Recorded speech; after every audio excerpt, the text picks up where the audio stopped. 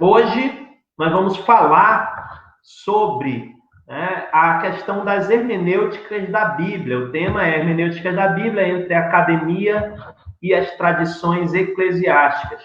E conosco, para falar desse tema, está nos dando a alegria, né, de estar conosco pela primeira vez o Francisco Leite, né, grande colega aí de longa data, meu e do Rogério, e também vice-versa. Francisco, dentro das formações, né, ele é doutor em filologia pela Universidade de São Paulo. Eu acredito que a concentração é doutor em filologia e língua portuguesa, não é isso? Isso. Isso. Departamento de filologia, eu acho, da USP, né?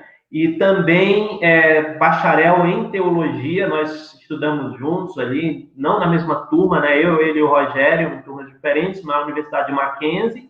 E também bacharel em letras, português, grego, pela USP, né? Não sei se fez a licenciatura também, acredito, né? Acho que sim, né, Francisco? Você fez também? Licenciatura só em português, né? Porque fazer licenciatura em grego seria um porre, né? Dar aula de É, grego no ensino médio não dá para contar aqui no Brasil, não, né? é. A gente é guerreiro, né? Que vai estudando as coisas pela paixão, né? Mas É. dentro da função capitalista são coisas que as pessoas não valorizam, né? Mas enfim, o Francisco tem essa formação. Nós também fomos companheiros, não só de estudos, mas também de ministério, né? De academia. Quando eu exerci o pastorado, nós pastoreamos juntos ali a igreja em Jundiaí. E o Francisco, né, ele também continua na atividade pastoral, tanto na igreja de Jundiaí, eu acredito, quanto na igreja de Jordanésia, né? E também é professor na faculdade messiânica. Eu não sei, Francisco, se dentro dessas suas qualificações e atividades eu consegui abarcar tudo. Eu acho que faz. Falou até mais do que eu mereço, com Então, a gente certeza. está com alguém muito preparado aqui para falar para a gente sobre esse tema, porque transita, né, diariamente com a vida pastoral também, com a vida eclesiástica. E do outro lado já, né, o conhecido de todos aqueles que frequentam o Fora da Caixa, né, o Rogério, que também é nosso companheiro e aí doutor em Ciências da Religião pela Universidade Metodista de São Paulo, MESP, é, Doutorando, né? doutorando, aliás, é verdade, mas aqui já está tão próximo. Eu já queria perguntar para o Francisco, né, começar aí, porque ele está na atividade pastoral também, se isso se confirma, Francisco, se realmente não dá para usar os estudos críticos, a gente tem que usar esses estudos só para um aspecto acadêmico, científico nosso, mas na igreja é outra história, então a gente estudaria para quê, né? Estuda isso para deixar guardado,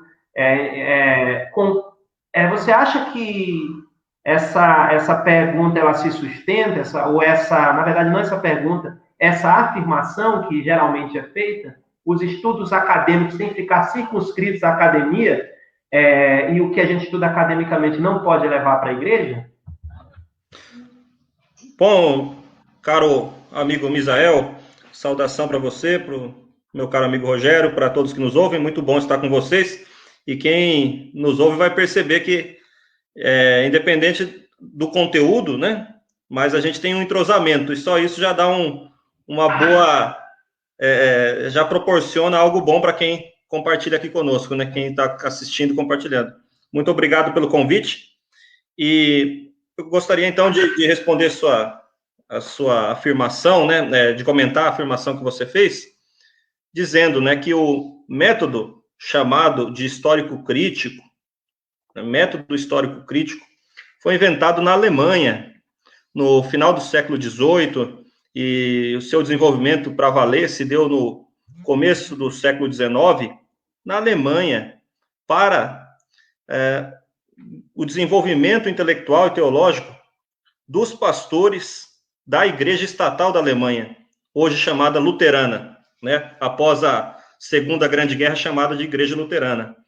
Essa igreja estatal, ela tinha excedente financeiro e ela não tinha nenhuma forma de censura que impedia os seus intelectuais de produzirem conhecimento acadêmico, de pensarem livremente. Então, o método histórico crítico surge para os pastores, para que eles dominassem o seu principal objeto de trabalho. O principal objeto de trabalho de um pastor é a Bíblia. Então, o método histórico crítico foi muito bem sucedido, porque proporcionou condições que esses pastores ensinassem livremente a Bíblia. Em outros países não era permitido, porque existia censura. A Igreja Católica, só em 1964, com um documento chamado Sobre a Verdade Histórica do Evangelho, é que aceitou o método histórico crítico em sua totalidade. Antes disso, não era aceito pela Igreja Católica.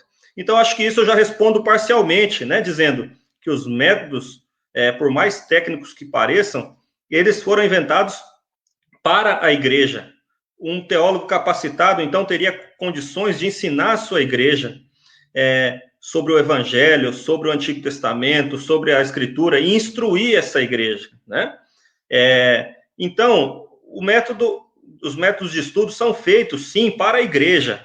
Não existe essa dualidade de isso é só para a igreja ou isso é só para a academia. Se a gente pesquisa, é para ensinar as pessoas.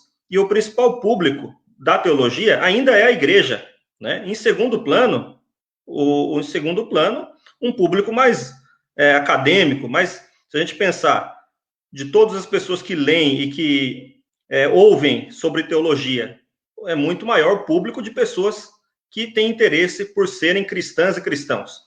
Bem, agora, a questão que gerou até essa afirmação é que, no século XIX, os Estados Unidos, que era uma nação protestante, e como não existia mídia, não existia todas as tecnologias que envolvem a comunicação de hoje em dia, quando nos Estados Unidos tiveram notícia de que na Alemanha, na Europa, né, em outros lugares da Europa também, mas principalmente na Alemanha, estava-se estudando a Bíblia criticamente, os americanos se escandalizaram e desenvolveram métodos reacionários de leitura da Bíblia, com muitos detalhes que não cabe agora a gente esclarecer, mas surge nos Estados Unidos o fundamentalismo, a leitura fundamentalista da Bíblia, que se opõe ao método acadêmico, ao método erudito de leitura da Bíblia. O método fundamentalista entende que, para o resto da vida, para todo sempre, os teólogos devem se comportar como se eles estivessem naquela escola dominical infantil, né? Contando a história da Arca de Noé, literalmente, a serpente com Adão e Eva, como se tivesse acontecido de um modo literal, né? Então, existiu, então, nos Estados Unidos uma reação muito grande que impediu que esse método histórico-crítico chegasse aos Estados Unidos, né? Ao menos naquele momento inicial. Por sua vez, e por fim, para terminar a minha fala, né?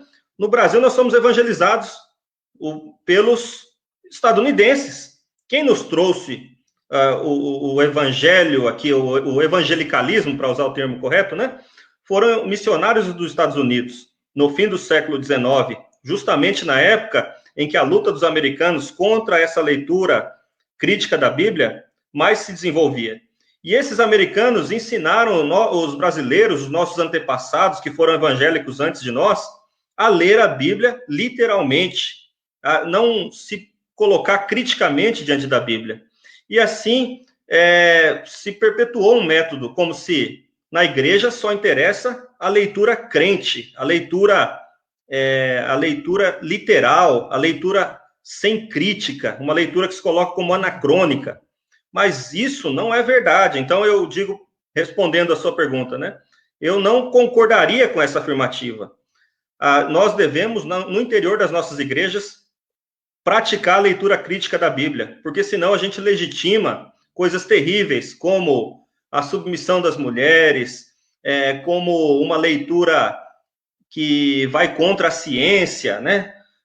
Como, não existiu dinossauro, porque na Bíblia não fala de dinossauro, algumas aberrações como essa. Então, a Bíblia é, sim, lugar de se aprender, aliás, a igreja é, sim, lugar de se aprender a Bíblia criticamente, de se questionar a Bíblia. E se existe alguém que fala que na Bíblia, a leitura bíblica acadêmica não cabe dentro da igreja, é porque ele foi picado pelo bichinho do fundamentalismo, pelo mosquitinho do fundamentalismo. Mesmo que não saiba, ele tem um probleminha aí relacionado com o fundamentalismo. Francisco, sua explicação ela foi bem sintética, foi bem, vamos dizer assim, direta ao ponto, e isso é muito bom, né? É bem legal, porque nos dá uma dinâmica aqui. Se o Rogério me permite, antes de passar para ele, eu queria fazer uma colocação, não uma colocação, aliás, um pedido.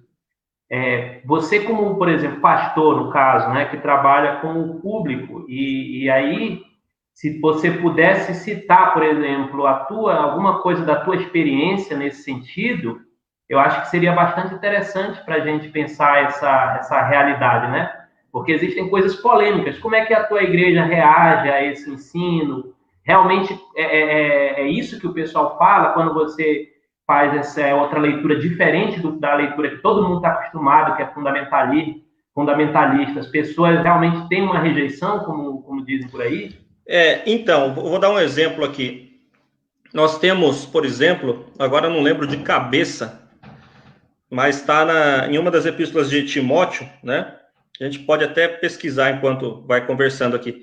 Em uma das epístolas de Paulo a Timóteo, está escrito lá, né? A mulher se salvará dando à luz, né? Paulo diz para Timóteo: quero que a mulher permaneça calada, e a mulher se salvará dando à luz. Nessa concepção, a única serventia da mulher é ser uma parideira. A mulher serve para ter filhos, e ela só se salva tendo filhos, né? É um texto que coloca a mulher numa condição realmente subalterna e de pouca relevância, porque a mulher estéril e a mulher que não se casa, não quer ou não consegue se casar, ela não tem salvação? A leitura literal desse texto é terrível, sempre foi terrível, mas para os dias de hoje, ela é ainda mais terrível, porque a gente vive num mundo que não aceita mais. O mundo, quando eu falo mundo, é no sentido, tanto as pessoas da igreja quanto fora da igreja, não aceitam mais essa afirmação. Quantas mulheres de dentro da igreja, cooperadoras da igreja, optam por ser solteira? E será que se a gente ler esse texto literalmente, a gente vai entender, então, que elas não serão salvas, né? Então, aí que entra a crítica. Esse texto é um texto deuteropaulino, é um texto que não foi escrito realmente por Paulo. Quando a gente fala isso para a comunidade se sente liberta, ela se sente livre de um peso, porque agora a comunidade sabe que não foi Paulo realmente que escreveu esse texto, mas alguém escreveu esse texto em nome de Paulo. Perdão, não é deuteropaulina, é pseudo-paulina. É uma carta falsamente atribuída a Paulo. Alguém que achava que Paulo era muito liberal e que considerava as mulheres no mesmo nível que os homens, porque Paulo realmente o faz, e isso está expresso em várias vezes nas epístolas de Paulo, entendeu então que agora ele tinha que escrever em nome de Paulo e dizer que a mulher deve estar submissa, que a mulher não deve falar, que a mulher só se salva se for uma boa mulher, uma boa esposa, uma boa mãe de família. Mas isso, apesar de estar no cânon, não é de Paulo. Então, quando a gente ensina isso, pode ser libertador para as pessoas. E o compromisso do ministro do evangelho, do pastor, tanto como acadêmico, não muda nada. O nosso compromisso é com a verdade. Certas verdades a gente não tem como afirmar, a gente não tem acesso a elas. Mas nesse caso é muito claro, esse texto não é de Paulo.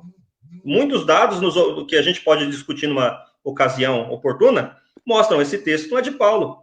Então, alguém quis que Paulo dissesse isso porque tinha interesse no domínio das mulheres, no mundo antigo, como tem no dia de hoje. E aí, é claro, né, Misael, que por outro lado, existem certas pessoas na igreja que se endurecem por serem machistas, por serem conservadoras, fala, não, mas está na Bíblia, está escrito que é Paulo, é de Paulo. E essa pessoa se fecha para o conhecimento. Ela não quer ouvir outros dados que mostram que Paulo nunca falou as palavras que estão nessa determinada epístola, que Paulo não tem essa ideia atestada nas outras epístolas da autoria dele, e que, na verdade, esse texto foi escrito muito depois da morte de Paulo, por inúmeras evidências, a pessoa se fecha. Então, esse fenômeno existe do bloquear-se para o conhecimento, de estar fechado para o conhecimento. E, infelizmente, né, a nossa sociedade em geral, a gente sabe que a nossa sociedade é conservadora em muitos aspectos. Na igreja, a igreja é um reflexo da sociedade. Mas aí está a minha insistência, né? Nosso compromisso, tanto acadêmico como pastor, o nosso compromisso é com a verdade, tanto quanto ela é acessível. Você acha que certas coisas realmente, como por exemplo, uma descoberta tal ou outra que foi feita, isso também deve ser trazido para a igreja? E se for trazido, em que sentido que você pensaria isso? Por exemplo, porque, você sabe, usam muito a arqueologia, você que é da área, para dizer, descobriu aqui uma pedra e tal, com o nome de fulano e tal, então, realmente o que a Bíblia disse naquele tempo existiu. Vamos dizer assim, Davi existiu. Só que o cara não fala Davi existiu porque tem um nome, porque nem sabe se é Davi, pode ser de outro, estava no lugar que o Davi escreveu, que o Davi viveu, que a Bíblia diz, né? Foi na época do Davi mesmo, quem foi? Então o cara já dali diz, a Bíblia está certa, porque ele achou uma palavra lá dizendo, né, de Davi, por exemplo. Então, nesse sentido literal, eu queria que você falasse um pouco, desenvolvesse nesse sentido aí. Eu queria primeiro, né, dar uma boa noite a todos e a todas, e aos meus colegas, amigos que estão aqui comigo. É um prazer, né, discutir aquilo que nós somos apaixonados, né, desde o Mackenzie, quando estudamos juntos, né, que é a Bíblia, a teologia, a ciência da religião, assuntos que nos apaixonam, né. Bem, o Francisco falou muito bem, as questões envolvidas numa leitura literalista e fundamentalista na igreja, né? Então, esse é um problema que nós enfrentamos, infelizmente, em muitas igrejas. É claro que eu sempre tomo cuidado para não fazer nenhum tipo de generalização, né? Porque eu sei que, por exemplo, o Francisco citou a própria igreja dele, que tem uma leitura... Não tem problemas com esse tipo de outras leituras, né? O meu problema que eu vejo é quando a igreja, determinadas igrejas, só fundamentam um tipo de método e um tipo de leitura. Então, por exemplo, as igrejas reformadas mais tradicionais conservadoras adotam o chamado método histórico gramatical. E eles colocam para as suas ovelhas, para as pessoas que vão nos seus cultos, como que aquele método é o método do crente. Então, se você adotar um outro tipo de método de leitura da Bíblia, você está sendo, vamos dizer assim, você não está lendo a Bíblia, né, a palavra de Deus corretamente, porque a palavra de Deus não pode ser questionada. Eles tratam a Bíblia de uma maneira como se fosse uma hipóstase da divindade, né, uma essência da divindade. Então, a Bíblia, para esse pessoal, como ela é a palavra de Deus, ela não pode ser questionada, porque Deus não pode ser questionado. Então, eles tiram o elemento humano, né, dos autores da Bíblia e falam assim, não, é a palavra de Deus, acabou. Então, se tem um texto lá, como o Francisco citou lá, um texto machista, não, mas é a palavra de Deus, está lá escrito e acabou.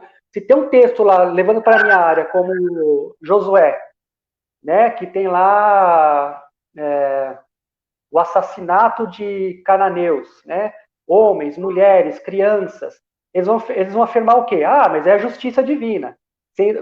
É como se o Israel fosse um povo santo, né? Pelo contrário, se a gente ler a Bíblia corretamente, vai ver que o povo de Israel era mais, colocar nas categorias teológicas, né? Mais pecador, né? Um povo mais pecador do que os próprios cananeus.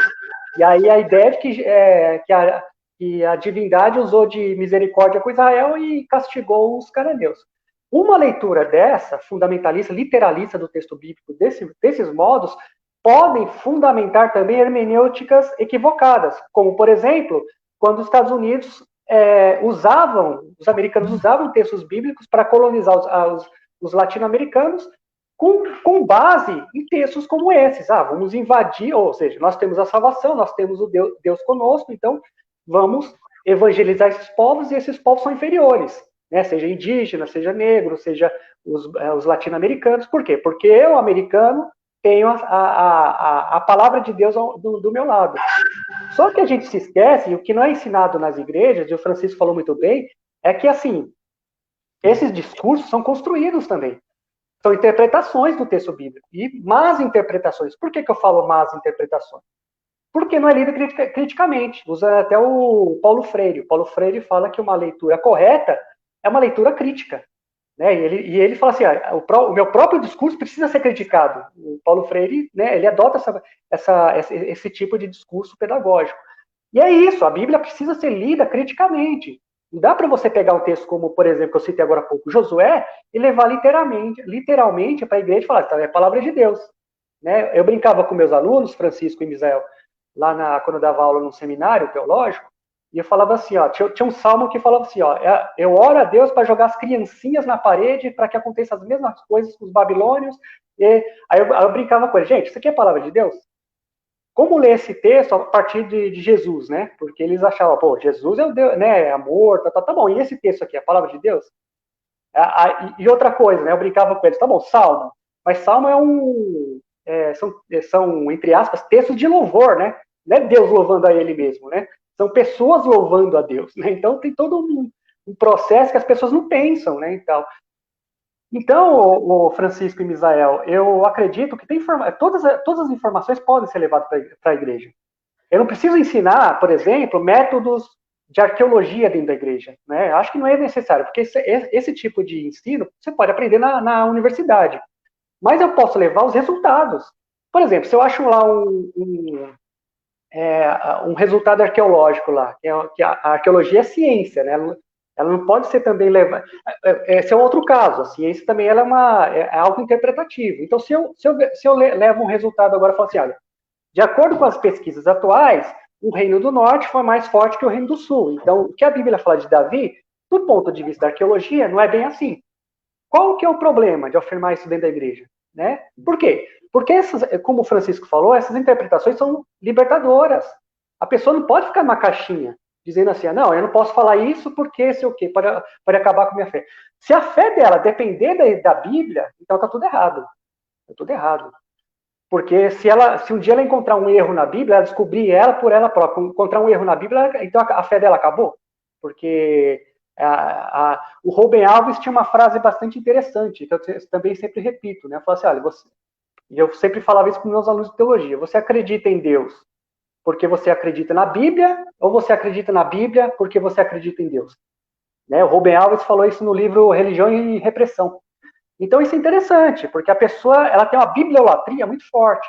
Então assim, né, a Bíblia não pode ser questionada, porque é a palavra de Deus, né? E eu tenho certeza que o Francisco e o Misael, que também têm experiências como professores, já ouviram um monte de coisa, né, que a gente fala assim, meu Deus, o cara não entendeu nada, né? Porque, na verdade, a Bíblia, ela é uma biblioteca de textos escritos por diversas gerações, tem tanto o Antigo Testamento como o Novo Testamento, e são pessoas comuns que escreveram a partir de um ponto de vista da fé deles, né, de questões da cultura deles e tal. Então, se a gente trazer tudo para cá, para o período moderno, sem uma crítica, vai acontecer interpretações essas, como o Francisco sinalizou, né? Interpretações esdrúxulas, interpretações anacrônicas, interpretações que geram mais interesse de quem quer que essa interpretação seja mantida, né? Seja grupos machistas, grupos violentos, né? Que acreditam realmente que a narrativa de Josué tem razão, tem que matar os ímpios, e aquela coisa toda. Então, esse é um grande problema que nós precisamos rever nas nossas igrejas, principalmente com essas igrejas com viés mais conservador fundamentalista, né? Porque são grupos distintos, né? Tem conservadores que conseguem dialogar com métodos mais, vamos dizer assim, menos radicais, né?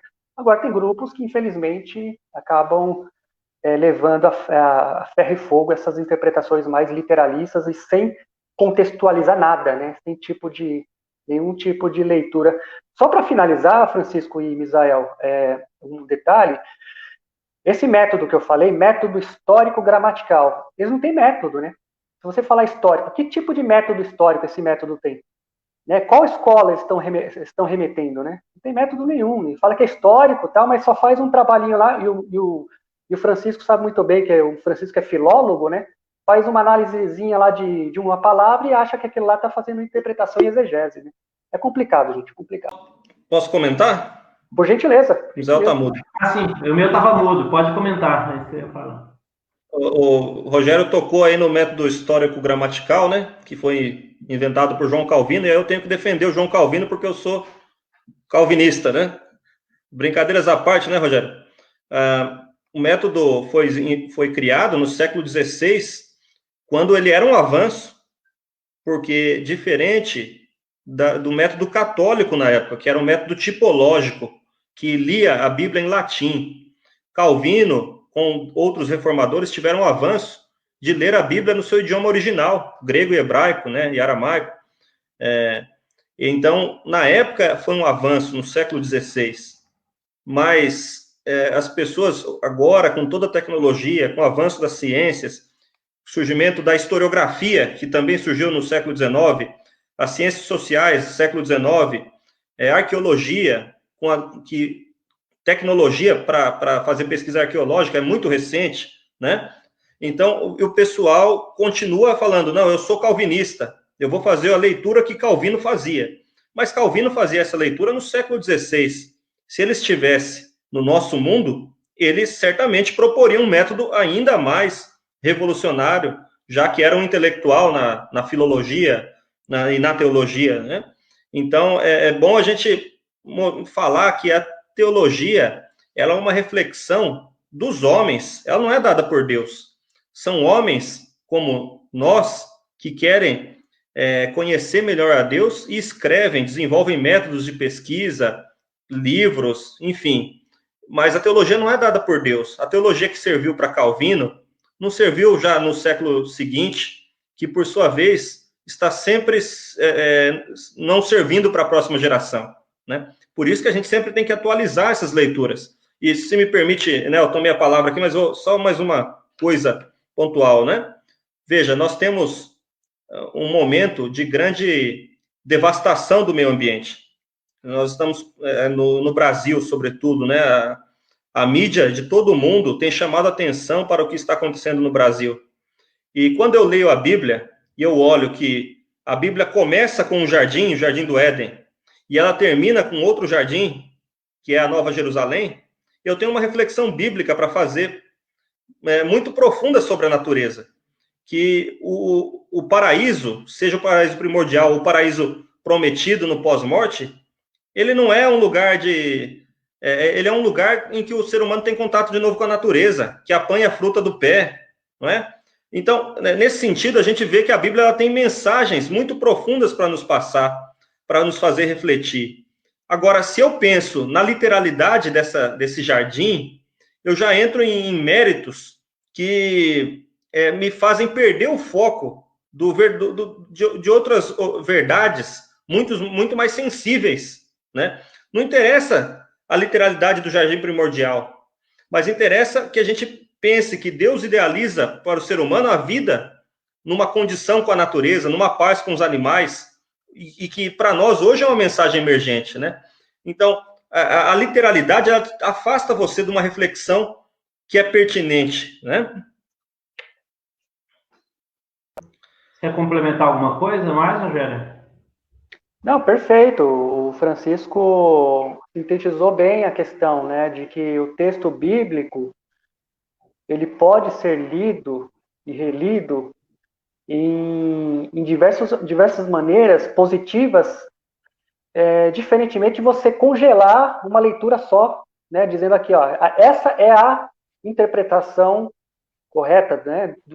Então, no caso que o Francisco falou, você pode, claro, você pode trabalhar questões de gêneros, né, de que a narrativa do Gênesis não é uma narrativa literal, é um mito, né, uma narrativa que é uma outra palavra também que os fundamentalistas usam para criticar, né, fala assim, tá vendo, estou falando que a Bíblia tem mentira, que eles usam a palavra mito, né, e a palavra mito ficou bastante castigada, principalmente pelo pós-iluminismo, né, tal. Mas quando o exegeta fala de mito, ele está dizendo que aquela narrativa ela está participando de um outro tipo de realidade, que não é a realidade científica, né? São, assim, realidades que devem ser lidas de equiparadas, né? Não estou querendo dizer que o método científico é maior que o método, que o período mítico, né? O mundo mítico, mas que as concepções, as interpretações da realidade são diferentes das nossas. Hoje, por exemplo, se chover, a gente já tem uma resposta científica para a chuva, né? Porque acúmulo de calor gerou a nuvem. No mundo antigo, não.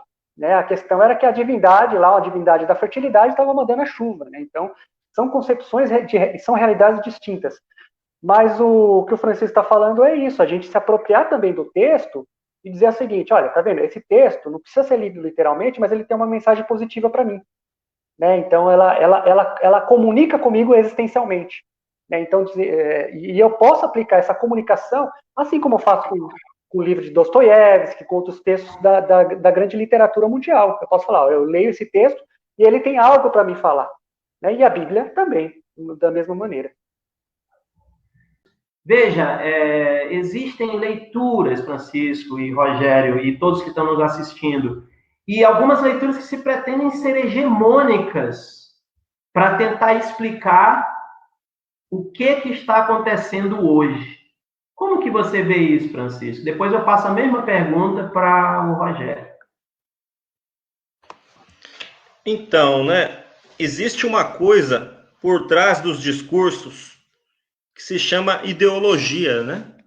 Acho que o Misael, que é formado em filosofia, que tem muito mais a nos ensinar sobre essa ideologia, né? Eu uso óculos, eu só enxergo por meio desses óculos, porque, por sinal, são de gradação alta. Mas é como se as pessoas tivessem um óculos que os permitisse ver a realidade de um determinado jeito. A gente chama isso de ideologia. O que eu estou querendo dizer? Que existem verdades que as pessoas já acreditam, elas já acreditam em determinadas coisas, e elas usam o discurso bíblico para legitimar essas verdades. Então, veja, aí eu discuto, trago uma discussão aqui. Será que existe alguém nesse mundo que é literalista bíblico? Será que existe alguém que lê a Bíblia literalmente de verdade? Não existe. Leem literalmente os pontos que lhe interessam por causa da sua ideologia. Por exemplo, eles leem lá que a mulher não deve falar na assembleia, falar na igreja. Então a gente não deixa a mulher falar, não existe pastora. Aí eles leem lá que o fornicador ficará fora do reino dos céus, né? Então não pode, jovem não pode de jeito nenhum fazer sexo antes do casamento, né? Porque é fornicador. Então, existe uma pauta moral que já é pré-estabelecida. E eles confirmam essa pauta na Bíblia. Mas eu, quando dava aula de grego, né? Presencial, porque a distância é outra dinâmica, né? Mas no presencial, quando eu lia lá o final do livro de Apocalipse, que fala, ficarão de fora, né? Os mentirosos, né, sei lá, os fornicadores, os blasfemos, os abomináveis, tem uma lista de pessoas que ficarão fora da Nova Jerusalém. E nessa lista está um pecado que eu não vejo, que eu acho que todo mundo pratica, que é assim, ficarão de fora os farmacóis. Quem são os farmacóis? João Ferreira e todas as traduções que eu acessei traduzem como feiticeiros. Mas quem são os farmacóis, de fato? Se eu falo a palavra farmacos, vocês já lembram de farmácia, farmacêutico, né? Quem são os farmacóis, então? No mundo antigo, são aqueles que tentam tratar das doenças com remédios, que geralmente eram feitos a partir de raízes e de ervas. Então, todo mundo que tomava remédio estava questionando ou lutando contra a vontade de Deus, porque na concepção antiga, quem está doente porque Deus quer assim. E se Deus quiser que a pessoa morra, não adianta dar remédio, não adianta lutar contra. Agora eu quero saber quem que é o pastor fundamentalista conservador que não dá remédio para febre quando o seu filho está doente? Quem é o pastor, né, que, por mais conservador que seja em outros pontos, que não toma remédio? Né? E isso é suficiente para te deixar fora do reino dos céus, se você lê literalmente essa passagem. É claro que a tradução não ajuda, porque coloca feiticeiro, mas existem outras palavras do grego para feitiçaria, que não são farmacóis. Farmacos são aqueles que manipulam ervas e raízes, eu repito, né? E é geralmente isso. Escolhem-se os pecados que são proibidos, as coisas que são proibidas, que são tidas como pecado, que geralmente fazem parte de uma pauta moral, né? De uma moral conservadora, e as outras coisas que estão na Bíblia, não se faz questão de destacar, né? Como, por exemplo, quando Jesus fala que é para vai e doa tudo que tem, ninguém entende isso como literal. Quando se fala que é mais fácil o camelo passar pelo fundo de uma agulha do que o rico entrar no reino do céu, todo mundo tenta interpretar essa passagem. Ah, não, porque o rico, ele pode ser bom, ele pode não sei o quê. Nessa parte aí, a Bíblia não é literal. Então, não existe pastor fundamentalista que é literalista bíblico de verdade, né? Então, aí respondendo a pergunta, né, sobre a Covid, é mais ou menos isso que acontece, né, Misael e Rogério?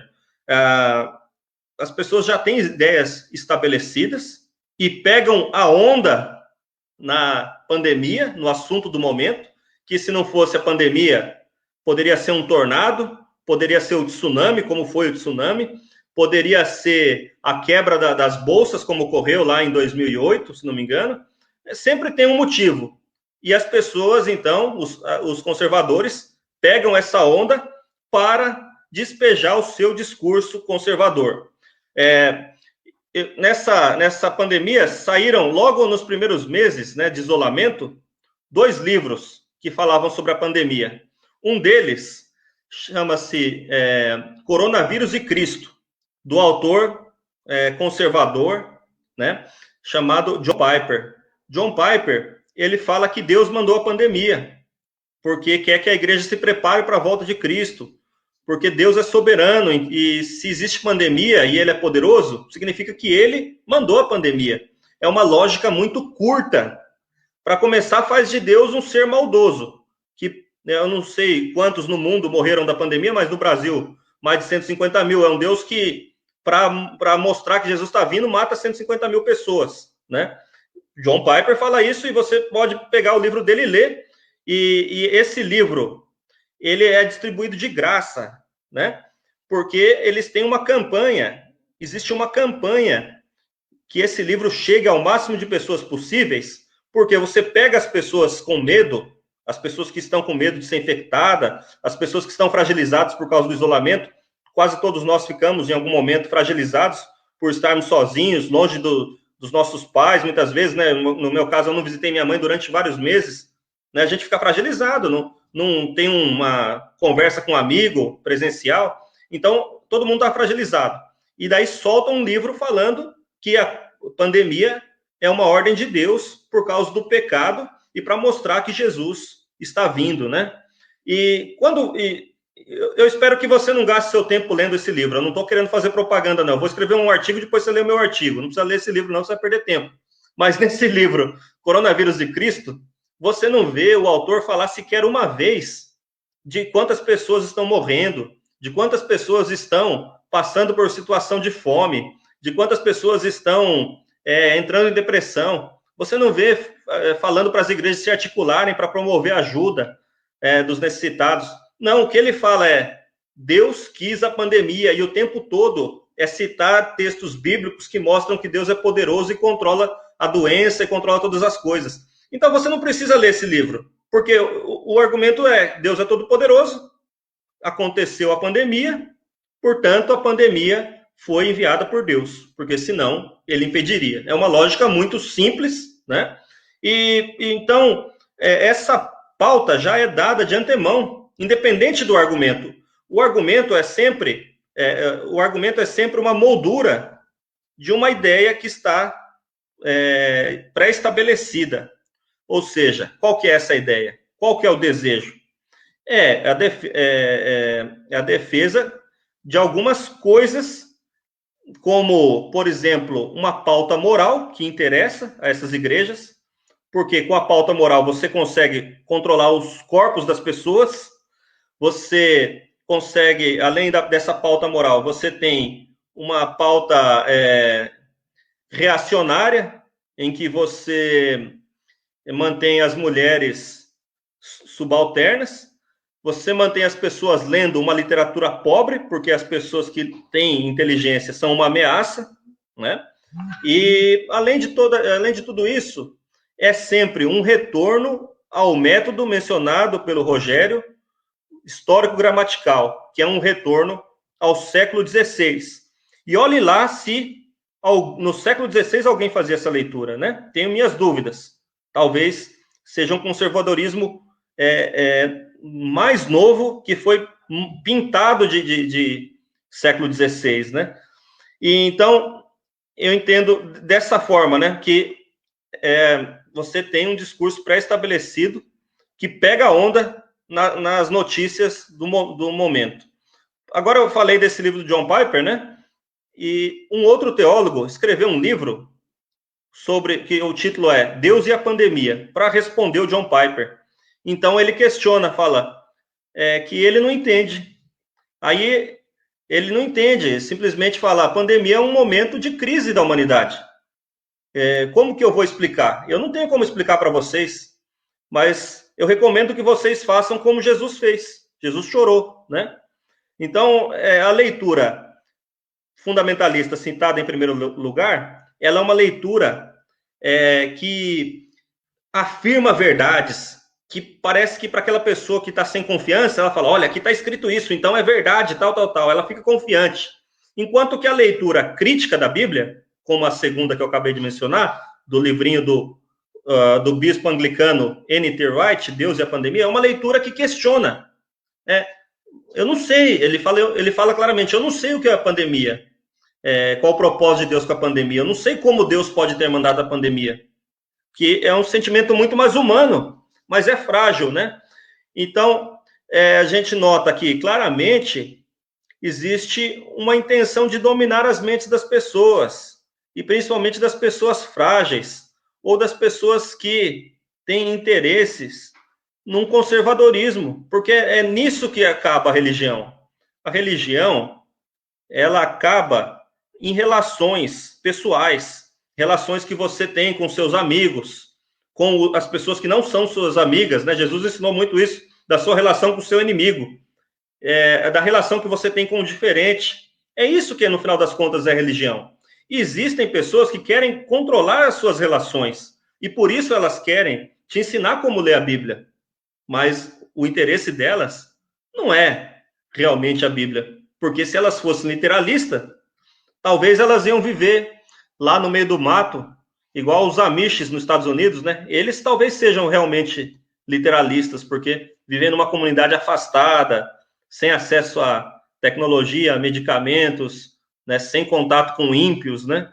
Mas esses que lucram muito dinheiro vendendo e falando de religião, não são verdadeiramente literalistas bíblicos, né? Não são, na prática, dificilmente são conservadores, apenas divulgam um discurso conservador por causa de interesses.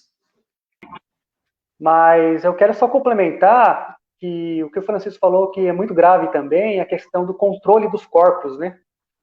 E tem um livro do Jean Delumeau, A História do Medo no Ocidente, que mostra como que o medo também é uma forma de controle, né? E a questão de que como a igreja trabalha com medo. Esses dias eu estava brincando, não sei com quem, não sei se foi com minha esposa, foi com outra pessoa, que eu falei assim, que se tirasse o inferno das igrejas, as igrejas estariam vazias. Se tirasse o inferno e a culpa, acho que foi até no nosso grupo, Misael, que eu falei. Se tivesse o inferno e a culpa, tirasse o inferno e a culpa das pessoas, as igrejas estariam vazias. Porque as igrejas não ensinam, vou usar uma categoria teológica aqui, não ensina a graça, né? Não ensina um Deus bondoso, aquela coisa toda. Ensina um Deus mau, que castiga, né? Tal. Então as pessoas vão para as igrejas com esse pensamento. E aí gera neuroses, mais neuroses, que nem Freud daria conta de tantas neuroses que é gerado nas igrejas. Então, esse é o primeiro ponto. O Francisco tocou muito bem. O controle dos corpos. Você não pode fazer isso, você não pode fazer aquilo. né? A Bíblia diz, usando como Francisco afirmou, retirando textos fora de contextos, dizendo, tá vendo? A Bíblia diz que você é o corpo do Espírito Santo. Então você não pode tomar cerveja, não pode fazer isso, pode fazer aquilo. Não estou dizendo que vocês devem fazer o quê, né? Vamos dizer assim, hedonistas, né? Não estou falando para vocês, não estou falando para o pessoal que nos acompanha que deve ser assim. Nós seguimos uma ética, né? Cada um sabe dos seus direitos, o que deve fazer e o que não deve fazer. O problema é usar um texto de 2.000, 2.500 atrás para pautar éticas nos dias de hoje, né? Trazer questões que nem eram falados pelos autores bíblicos, né? Seja do Antigo Testamento ou do Novo Testamento. Então, às vezes as pessoas querem pautar questões polêmicas do mundo moderno com textos bíblicos fora de contexto e fazendo aquelas lambanças exegéticas, né? Bom, o outro ponto que o Francisco tocou é a questão da ideologia. Então, existem interesses de grupos hegemônicos, como o Misael falou, da hegemonia desses grupos, para que as pessoas não leiam textos criticamente. A gente sabe que no nosso país há um déficit, né, há uma deficiência, né, de escolaridade, né? Tem muita gente que ainda não tem uma... A gente costuma falar de uma espécie de analfabetismo funcional, né? A pessoa sai da escola, tal, mas ela não consegue interpretar o texto. Infelizmente, isso chegou nas igrejas também. Então, a pessoa não vai ler a Bíblia, ela vai ficar com a palavra do pastor. E aí o que acontece? O pastor fala todas aquelas bobagens que a gente vê por aí, principalmente esses pastores midiáticos, e as pessoas se convencem que aquilo é a palavra de Deus, porque na cabeça dela foi ensinada para elas o quê? Que aquele pastor, ele é o representante da divindade na Terra, que é uma ideia muito antiga, né? Desde os tempos de Davi, aí foi até o período medieval, em que os reis eram considerados também escolhidos de Deus, e hoje os pastores usam essa retórica para meter medo nas pessoas. Então, dizendo o seguinte, ó, você não pode me questionar porque eu sou ungido de Deus. Né? Você não pode me questionar porque eu sou o escolhido de Deus para cuidar dessa igreja. E aí gera todas essas questões ideológicas de controle da massa.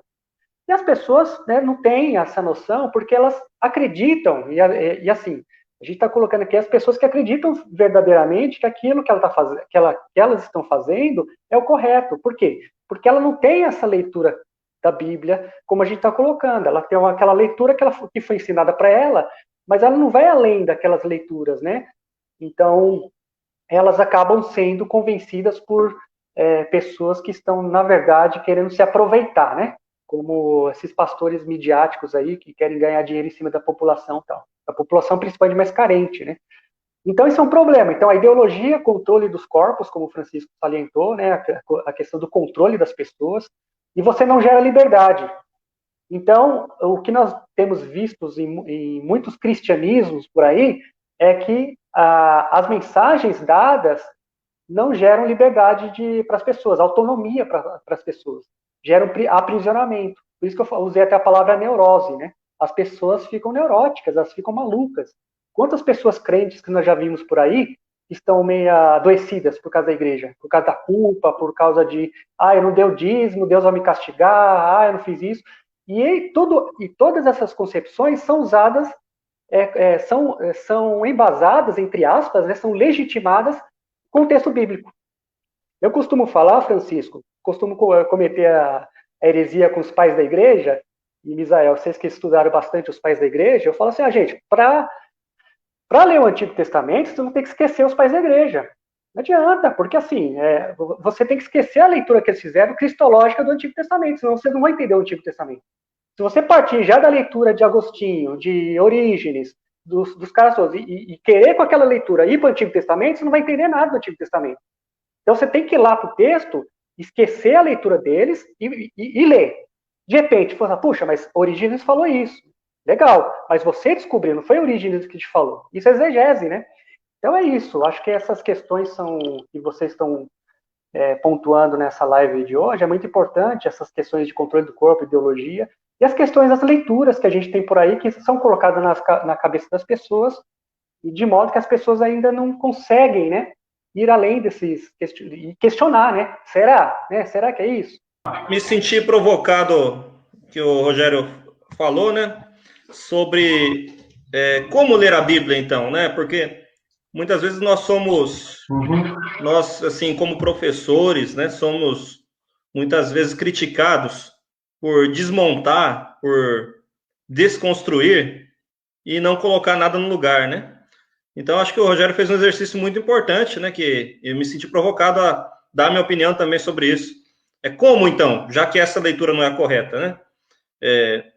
Em primeiro lugar, né, eu acho que as pessoas não podem se deixar picar pelo bichinho do fundamentalismo. Elas não podem se convencer de que existe apenas uma leitura, né? Então, veja, se você fala para uma pessoa, Moisés não escreveu o Pentateuco, como no seu exemplo, né, Rogério?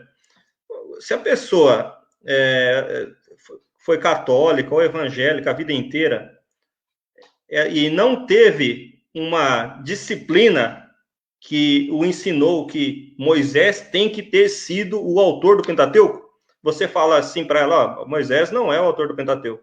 Ela leva na boa, ela aceita. Ah, que interessante, mas por que não? Daí você explica a hipótese das fontes ou outra hipótese diferente. A pessoa, olha, que legal, nunca tinha pensado nisso, né? Ah, mas não teria como mesmo, são livros eruditos que ensinam essas coisas, né? Tudo bem. Agora, uma pessoa que é tão católica ou tão evangélica quanto essa primeira, se ela for ensinada na rigidez do conservadorismo, quando você fala isso para ela, ela já está preparada com uma resposta. Só que não é com uma resposta que ela chegou a partir dos seus próprios estudos, mas é porque alguém ensinou ela que ela tem que acreditar da Bíblia daquele jeito, né? E assim são toda a pauta do conservadorismo. Você tem que aceitar Jesus, né? Se você não aceitar Jesus, você não vai para o céu. Muitas igrejas ensinam isso. E quando fala que você tem que aceitar Jesus, significa que um determinado dia da sua vida, você tem que ir numa igreja evangélica, não pode ser católica, e levantar a mão e falar, eu aceito Jesus. Se você não fizer isso, você não é cristão de verdade. E eu fui criado em igreja pentecostal, igreja batista, né? Igrejas evangélicas, assim. Quando eu conheci a igreja que eu sou pastor hoje, né? Eu estava na escola dominical e o presbítero disse uma coisa que me impactou naquele momento. Olha, eu nunca aceitei Jesus. Eu falei, mas como assim? Mas você é um presbítero, você nunca aceitou Jesus? Ele falou, não, porque eu estou na igreja desde criança, meu pai e minha mãe me batizaram, eu estou seguindo aqui na igreja. Por que eu tenho que ter uma experiência especial? Minha vida inteira foi servir a Deus, servir a igreja, servir as pessoas que precisam, né? Então, quando ele falou aquilo ali, me desmistificou de certas coisas, né? Como assim você precisa aceitar Jesus? Ué, sua vida de aceitação a Jesus pode ser uma experiência contínua, como essa narrada. Ou, como o próprio Evangelho fala, muitos vão chegar diante de Deus e vão dizer... Jesus vai dizer, vindes benditos de meu Pai, porque você me deu, quando eu tive sede, você me deu de beber, quando eu tive preso, você me visitou. Ah, mas quando que a gente fez isso? Quando fizeste a um dos meus pequenos, né? Então, essa questão objetiva de que para ser cristão tem que aceitar Jesus, é uma coisa que é uma interpretação muito moderna, porque no mundo antigo todo mundo nascia como cristão, numa sociedade cristã. Aceitar a Jesus nesses termos não existe nem há 100 anos, eu acho, né? Nem há 150 anos essa ideia de conversão, talvez um pouquinho mais, um pouquinho menos. Jesus está voltando, isso eu sempre provoco os alunos. Por que Jesus está voltando? Você acredita que Jesus está voltando, né? Quem está nos ouvindo, você acredita que Jesus vai voltar? A pessoa pensa consigo, eu acredito. Então mostra um versículo na Bíblia que fala que Jesus vai voltar.